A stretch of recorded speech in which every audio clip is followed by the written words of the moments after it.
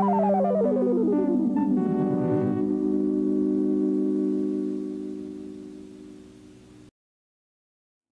the year 2000, the Heinz Company threatened public health and safety with the release of the Easy Squirt ketchup. Unlike glass bottles, which require you to suck the crap out of it, with Easy Squirt, you could squeeze the ketchup out, and now eat it in extreme colors such as funky purple, stellar blue, and today's focus, blasting green. The first question that popped into your head was probably, why are you making this? And the second, how did Heinz get green ketchup? Chemicals. They used red tomatoes to make the ketchup, and they chemically removed the red and chemically added in the green.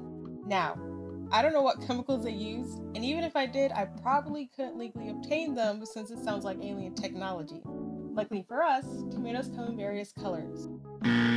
I worried that orange tomatoes plus any green coloring would eventually turn brown, so we'll be skipping those. And I know what you're thinking, just use green tomatoes. A couple of problems though, the main one being the tartness, and the second is the less moisture they have, as green tomatoes are unripe. They're not the best tomatoes for ketchup, rather for frying. And also, I looked up pictures of homemade ketchup with green tomatoes and it looks kind of brown, and I'm 99% sure it'll turn to a darker brown if we try to color it green. So, fun fact, tomatoes can be white, and if a store knew me sold some, I could have made a white ketchup that colored that green. And that'd be pretty weird, and it makes me uncomfortable thinking about it. I'll be using yellow tomatoes since they can be colored green, plus they're naturally sweeter and that'll make the ketchup taste nice. I'm making a small amount, so I'll use 1 cup. To this, I'll be adding a 1/4 of an onion plus 1 garlic clove, so add those to a pot alongside the celery seed and red cracked pepper and cook on a medium-low heat till soft. Once the onion, garlic, and spices are fragrant, transfer that to a blender alongside the yellow tomatoes and water, then blend until smooth. Now we will add this pureed mixture back to the pot to bring to a simmer for about 10 to 15 minutes or until the liquid has reduced by half, while constantly stirring. While that's simmering, I'm going to go over the rest of the ingredients. One of the key ingredients found in ketchup is sugar, and it's like the second most ingredient most of the time. I'd recommend a white sugar, a light honey, or a clear corn syrup, since darker sweeteners like brown sugar or maple syrup may affect the color. You do you, I'm just playing it safe. Regardless of what you choose, use between 2 to 4 tablespoons depending on your taste buds. Vinegar, also commonly found in ketchup, will help cut through the natural sweetness of the tomatoes plus the added sugar while extending its shelf life. I'm using 1½ tablespoons. Seasonings like celery seed, red cracked pepper, salt, and pepper are common ingredients as well. We already added the celery seed and red cracked pepper, while we'll be adding salt and pepper to taste. I start out with 1/8 teaspoon of pepper and 1/4 teaspoon of salt and add from there if needed.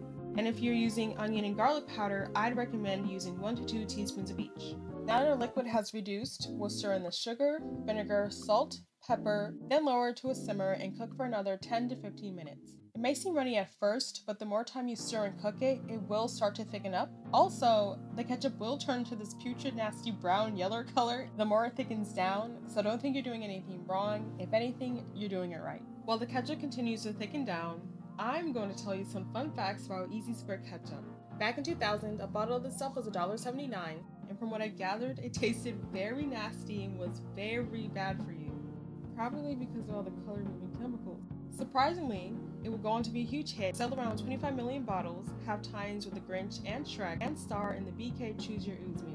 It came in 7 colors. Regular red and blasting green were first, followed by funky purple following a poll, then stellar blue. Awesome orange, passion pink, and totally teal were only available with the mystery color bottles. They also sold cute plushies of the bottles, which are currently going for around $50 to $60 on eBay. By law, legally, Heinz could not call this stuff ketchup. The color-removing chemicals I keep mentioning altered the molecular and cellular build of the red tomatoes so much so that it was no longer classified as a ketchup. So if you look closely, you'll see that ketchup is replaced with the same Heinz taste and a condiment made with Heinz ketchup on the colored bottles. Consequently, bottles would sit in fridges nearly full because after the first squeeze, the novelty went away and reality started to sink in that you were not really eating ketchup, and on top of that, it tasted nasty, which resulted in production being ceased and bottles being pulled off shelves in 2006. Once the liquid has reduced, transfer to a heat-safe bowl and let it cool slightly. Now we will skin the spinach puree or the green gel dye. I don't remember how much spinach puree I used. I think it was about 9 tablespoons. I added that much because I wanted it to be as close as possible to the original Easy Squirt ketchup. Full transparency, I also added in a cornstarch slurry and cooked it a bit more because it got too runny. I added a live spoon puree.